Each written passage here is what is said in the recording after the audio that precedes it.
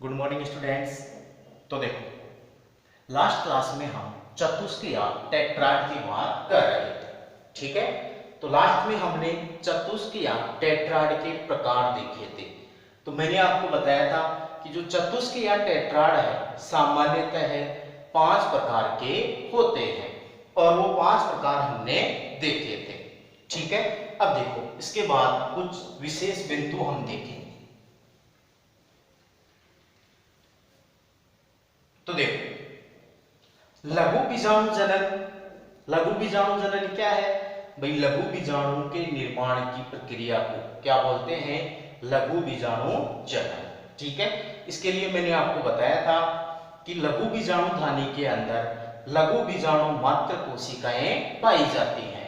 उन लघु बीजाणु मात्र कोशिकाओं में अर्धसूत्री विभाजन होता है और लघु बीजाणु का निर्माण होता है। ठीक है, एक लघु बीजाणु मात्र कोशिका से 4 लघु बीजाणु का निर्माण होता है और चारों जो लघु बीजाणु हैं वो आपस में जुड़े हुए होते हैं, जिसको हमने क्या बोला था? चतुष्क। ठीक है, तो देखो चतुष्क यानी जिसमें क्या है? 4 लघु बीजाणु। ठीक है,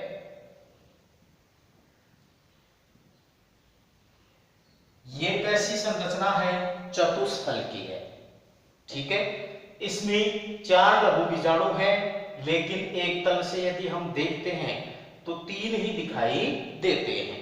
एक लघु बीजाणु इसके पीछे स्थित होता है जो हमें दिखाई नहीं देता है। अब देखो, ये जो चारों लघु बीजाणु हैं ये आपस में जुड़े हुए हैं। किसके द्वारा? क्योंकि इनके मध्य क्या है? एक कैलोज की परत। ठीक है, तो इन लघु बीजाणु के मध्य क्या पाई जाती है?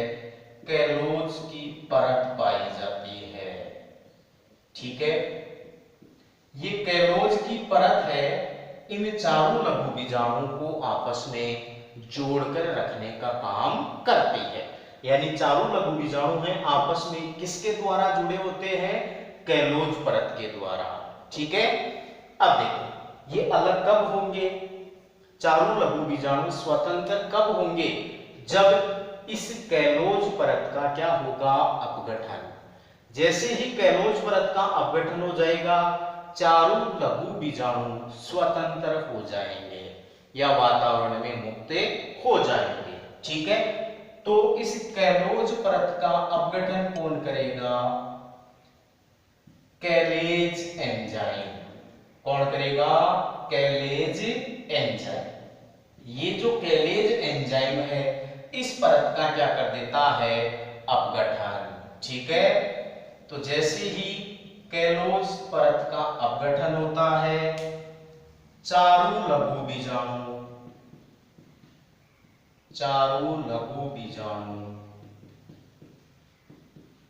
स्वतंत्र हो जाते हैं। चारों लघु बीजाणु क्या हो जाएंगे? स्वतंत्र, यानी अलग अलग हो जाते हैं। क्लियर बात?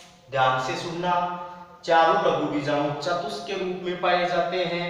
ये आपस में जुड़े होते हैं किसके द्वारा? कैलोज परत के द्वारा।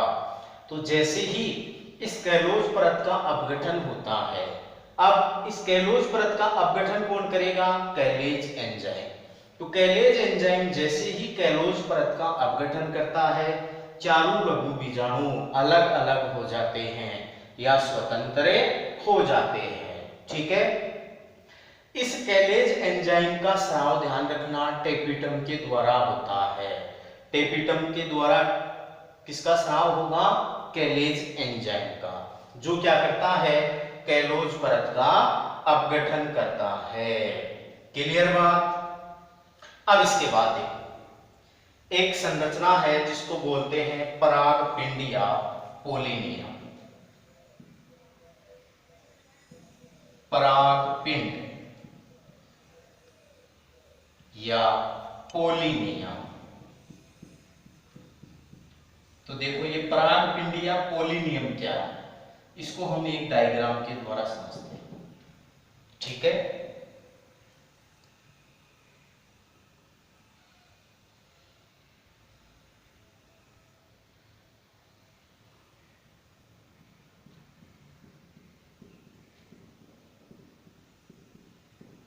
ये जो मैंने संरचना बनाई है इसको हम क्या बोलते हैं, परागपिंड। अब देखो ये क्या है परागपिंड, इस जो थैलीनुमा संरचना है इसको तो क्या बोलते हैं, परागपिंड या पोलिनियम, ठीक है। और इसके अंदर ये जो सेल्स हैं इनको क्या बोलते हैं हम, लघु बीजाणु या परागकण, लघु बीजाणु या परागकण, ठीक है। तो देखो क्या होता है कि कुछ पादप ऐसे होते हैं जिनमें परागकण आपस में चिपक करके, कुछ पादप ऐसे होते हैं जिनमें परागकण आपस में चिपक करके एक थैलीनुमा संरचना का निर्माण करते हैं। इस संरचना को ही क्या बोलते हैं, पोलिनियम या परागपिंड, ठीक है। तो पहले तो एक थैलीनुमा संरचना बनती है जिसके अंदर क्या पाए जाते हैं, परागकण। इस थैलीनुमा संरचना जिसमें परागकण होते हैं इसी को क्या बोलते हैं, पोलिनियम, ठीक है। अब ध्यान रखना ये जो पोलिनियम है ये किसमें पाया जाता है, ठीक है। तो इसके उदाहरण याद रखना, ये जो पोलिनियम है ये पाया जाता है एक तो कैलोट्रोपिस में, कैलोट्रोपिस या जिसको हम बोलते हैं आर्क, वह कुछ आर्किड पादपों में, कुछ आर्किड्स क्या पाई जाती है, परागपिंड या पोलिनियम पाई जाती है। क्लियर बात, ये हमने क्या देखा, परागपिंड या पोलिनियम। तो परागकणों का एक समूह है मिलकर के एक थैलीनुमा संरचना का निर्माण करता है, उसी को क्या बोलते हैं, परागपिंड या पोलिनियम। किसमें पाए जाते हैं ये, तो ये कैलोट्रोपिस यानी आर्क और कुछ आर्किड पादपों में पाए जाते हैं। क्लियर। अब देखो इसके बाद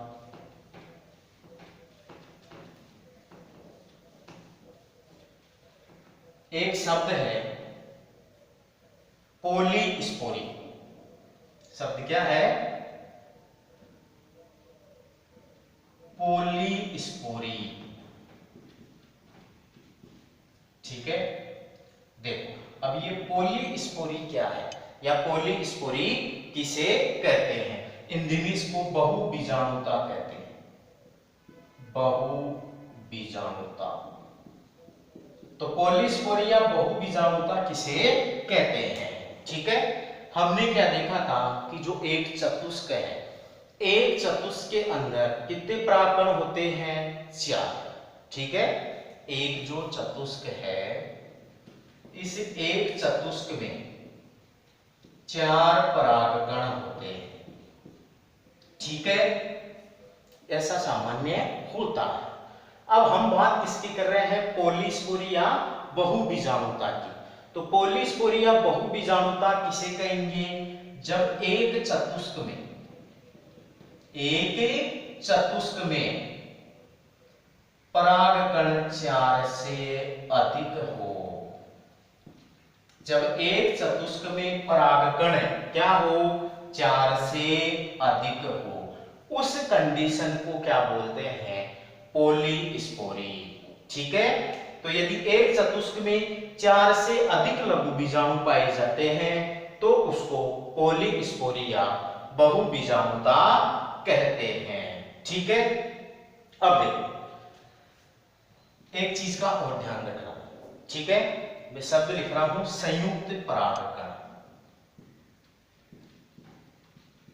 संयुक्त परागकण किसे कहते हैं,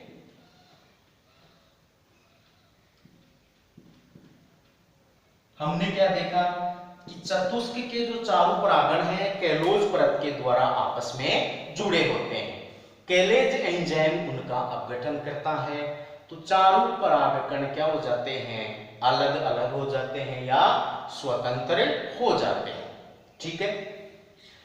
अब संयुक्त परागकण किसको कहते हैं, तो देखो जब चतुष्क के चारों परागकण अलग नहीं हो पाते हैं, यानी कुछ पादपों में क्या होता है, जो चतुष्क के चारों परागकण हैं हमेशा जुड़े रहते हैं, अलग नहीं होते हैं, तो उन्हें क्या बोलते हैं, संयुक्त परागकण। ठीक है, तो संयुक्त परागकण किसको बोलेंगे, यदि चतुष्क के चारों परागकण सदैव स्थायी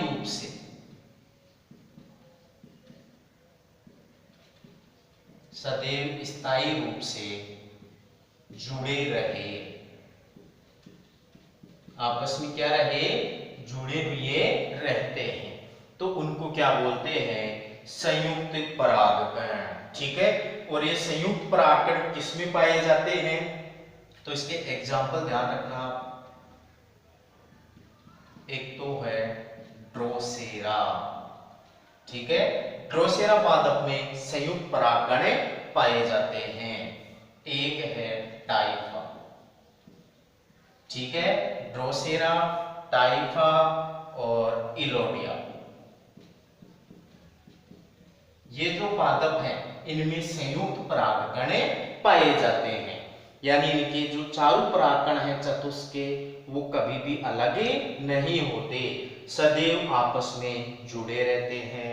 ऐसे परागकणों को संयुक्त परागकण कहते हैं। ठीक है, ये देखो किसकी बात कर ली हमने, लघु बीजाणु धानी की या परागकोश की। ठीक है, अब देखो, अब हम बात करेंगे कि इस परागकोश का स्फुटन कैसे होता है, यानी इसमें से परागकण वातावरण में कैसे आते हैं। ठीक है, तो अपना अगला टॉपिक क्या है, परागकोश का स्फुटन। परागकोश का स्फुटन,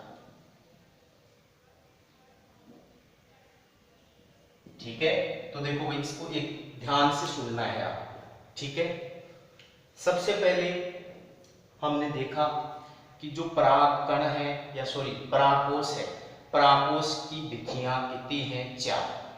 परागकोश में कितनी लेयर होती है, कितनी भित्तियां होती हैं, 4। ठीक है, फिर उसी के साथ मैंने आपको बता दिया था कि जब परागकोश परिपक्व हो जाता है तो मध्य परत और टेपिटम क्या हो जाती है, नष्ट हो जाती है।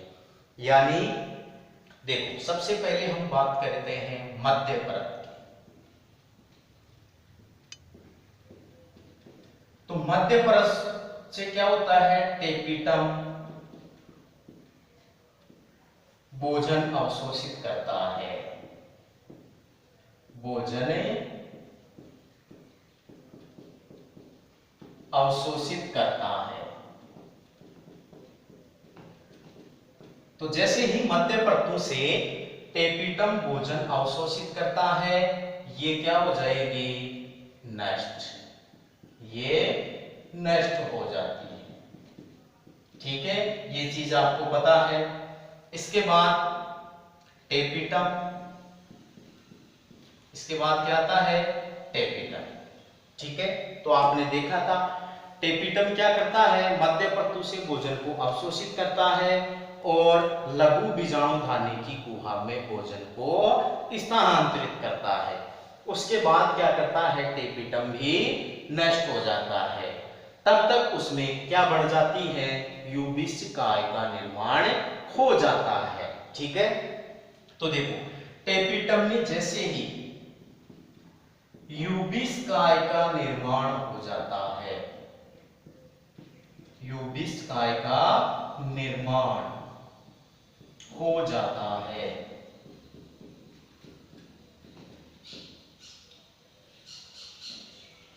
तो टेपिटम की कोशिकाएं भी, टेपिटम की कोशिकाएं भी नष्ट हो जाती है, यानी टेपिटम परत भी क्या हो जाएगी, नष्ट। ठीक है, तो 4 में से 2 परतें नष्ट हो गई, अब बची 2 परतें। एपिडर्मिस और एंडोथीसियम। ठीक है, अब देखो जैसे ही टेपिटम की कोशिकाएं नष्ट होती हैं, ये यूबिस्चकाय क्या करता है, लघु बीजाणुधानी में, लघु बीजाणुधानी में, लघु बीजाणु के, लघु बीजाणुधानी में लघु बीजाणु के बाह्य चोल का निर्माण करता है। ठीक है, यूबिस्चकाय इसका निर्माण करता है, परागकण या लघु बीजाणु के बाह्य चोल का निर्माण करता है। ठीक है, क्लियर बात। अब दो परतें शेष बची, शेष परतें कौन कौन सी बची भाई, एपिडर्मिस और दूसरी एंडोथीसियम। ठीक है, ये दोनों परतें किसमें मिलेगी आपको, परिपक्व परागकोश में। ठीक है, परिपक्व परागकोश में। तो ये भी एक इंपॉर्टेंट क्वेश्चन है, आपको ध्यान भी रखना है कि परिपक्व परागकोश में कितनी परतें पाई जाती हैं, दो परतें पाई जाती हैं।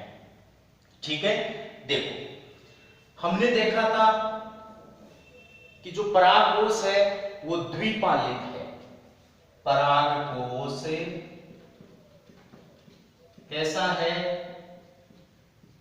बाइलोब्ड, बाइलोब्ड यानी द्विपालित। ठीक है, द्विपालित है और इसमें कितनी लघु बीजाणुधानियां, 4 लघु बीजाणुधानियां। क्लियर बात, ये आपको पता है, एक द्विपालित परागकोश में 4 लघु बीजाणुधानियां होती हैं।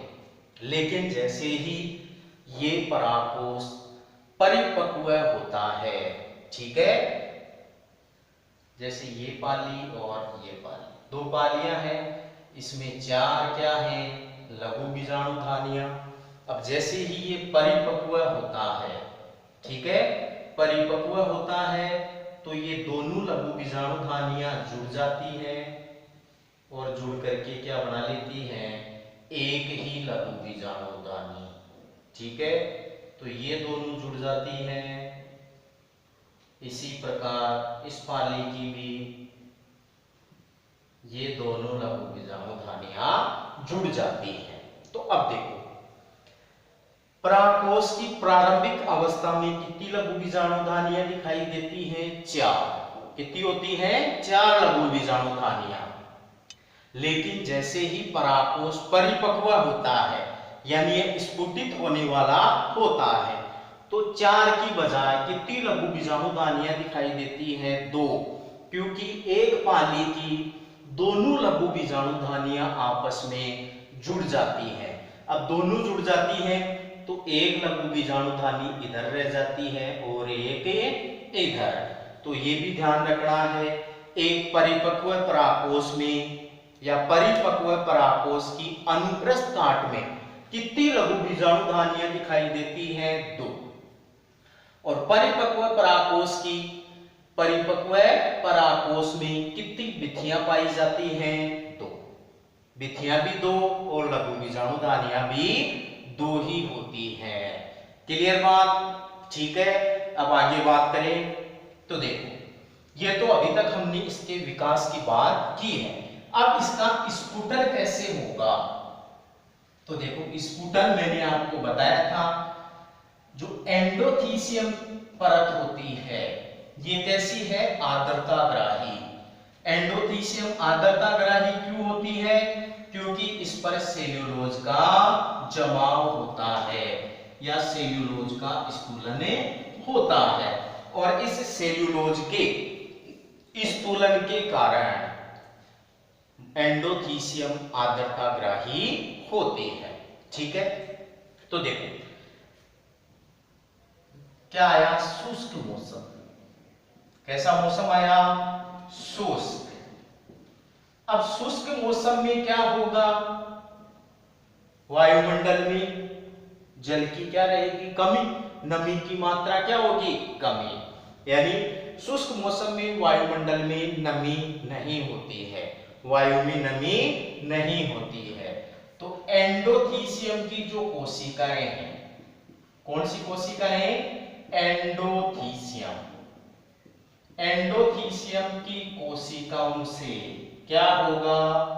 जल की हानि होगी। जैसे ही शुष्क मौसम आता है, शुष्क मौसम में परागकोश का स्फुटन होता है। कैसे होगा? शुष्क मौसम आने पर एंडोथीसियम की कोशिकाओं से जल की हानि होती है। अब जैसे ही जल की हानि होगी तो एंडोथीसियम परत क्या होगी? सिकुड़ेगी। तो जल की हानि होगी तो एंडोथीसियम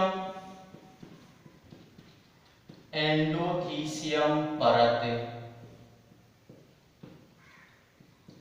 सिकुड़ती है। ठीक है, एंडोथीसियम की कोशिकाओं से जैसे ही जल की हानि होती है, एंडोथीसियम की जो परत है वो सिकुड़ती है। ठीक है, अब ध्यान रखना, यहां पर एंडोथीसियम की जो पूरी परत है वो नहीं सिकुड़ती है। ठीक है, तो ध्यान रखना, एंडोथीसियम की जो आंतरिक भित्ति है, कौन सी भित्ति? आंतरिक भित्ति। ठीक है, एंडोथीसियम की आंतरिक भित्ति पर क्या होता है? Alpha cellulose. एल्फा सेल्यूलोज का स्थूलन। इसलिए यह परत, इसलिए यह भित्ति नहीं सिकुड़ती। ध्यान रखना, एंडोथीसियम की कोशिकाओं से जैसे ही जल की हानि होती है, एंडोथीसियम की परतें सिकुड़ती है। लेकिन एंडोथीसियम की कौन सी परत सिकुड़ेगी? बाह्य भित्ति। आंतरिक भित्ति पर एल्फा सेल्यूलोज का स्थूलन या जमाव होता है, इसलिए आंतरिक भित्ति नहीं सिकुड़ती है। केवल बाह्य भित्ति सिकुड़ती है। केवल बाह्य भित्ति सिकुड़ती है। अब आंतरिक भित्ति नहीं सिकुड़ेगी, बाह्य भित्ति सिकुड़ती है। बाह्य भित्ति सिकुड़ करके कैसी हो जाती है? अवतल हो जाती है। ठीक है, अब भित्ति सिकुड़ेगी, जैसे जैसे सिकुड़ेगी इसमें क्या उत्पन्न हो जाएगा? तनाव। जैसे जैसे भित्ति सिकुड़ती है, इस बाह्य भित्ति में तनाव उत्पन्न हो जाता है। ठीक है, तनाव उत्पन्न हो जाता है तो ये परत कहां से कमजोर होती है? स्टोमियम से। ठीक है, जब लघु बीजाणुधानी या परागकोश की संरचना हम पढ़ रहे थे, उस समय मैंने आपको बताया था कि कुछ स्थान एंडोथीसियम में, कुछ ऐसे स्थान हैं जहां पर इस एल्फा सेल्यूलोज का स्थूलन नहीं होता। तो जहां पर एल्फा सेल्यूलोज का स्थूलन नहीं होता, उन स्थानों को स्टोमियम कहते हैं। क्या बोलते हैं? स्टोमियम। यानी स्टोमियम वाले स्थानों पर सेल्यूलोज का स्थूलन नहीं है, यानी वहां से भित्ति या ये परत क्या है? कमजोर। तो जैसे ही इस बाह्य भित्ति में तनाव उत्पन्न होता है तो बाह्य भित्ति स्टोमियम वाले भाग से फट जाती है। स्टोमियम वाले भाग से फट जाती है। जैसे ही बाह्य भित्ति फटती है तो जो परागकण होते हैं इसके अंदर, ठीक है, यानी लघु बीजाणुधानी के अंदर क्या होते हैं? परागकण। वो वायुमंडल में या वातावरण में मुक्त हो जाते हैं। इस प्रकार परागकोश का स्फुटन होता है। एक बार इस चीज को दोबारा से समझना। तो देखो, परागकोश का स्फुटन कब होगा? शुष्क मौसम में। जैसे ही शुष्क मौसम आएगा, एंडोथीसियम की कोशिकाओं से जल की हानि होगी। ठीक है, तो जैसे ही एंडोथीसियम की कोशिकाओं से जल की हानि होती है तो एंडोथीसियम जो परत है वो सिकुड़ती है। अब एंडोथीसियम की जो आंतरिक भित्ति है उस पर तो सेल्यूलोज का जमाव होता है, बाह्य भित्ति पर सेल्यूलोज का जमाव नहीं होता। तो मतलब आंतरिक भित्ति नहीं सिकुड़ेगी। सिकुड़ती केवल कौन सी भित्ति है? एंडोथीसियम की बाह्य भित्ति। तो जैसे ही जल की कमी होगी, एंडोथीसियम की बाह्य भित्ति सिकुड़ती है और सिकुड़ने के कारण इसमें तनाव उत्पन्न हो जाता है और इस तनाव के कारण एंडोथीसियम स्टोमियम वाले भाग से फट जाती है यानी परागकोश का स्फुटन हो जाता है। और परागकोश के अंदर जो लघु बीजाणु धानियां होती हैं उनमें स्वतंत्र लघु बीजाणु पाए जाते हैं जो इनके स्फुटित होते ही वातावरण में मुक्त हो जाते हैं। इस प्रकार परागकोश का स्फुटन होता है। ठीक है, अब जो भी मैंने चीज पढ़ाई है उसको आराम से नोट करना है। ठीक है, साथ के साथ इसको अपने रजिस्टर में नोट करना है और इनको याद करना है। ठीक है, अब इसके आगे की बात हम अगली क्लास में करेंगे। धन्यवाद।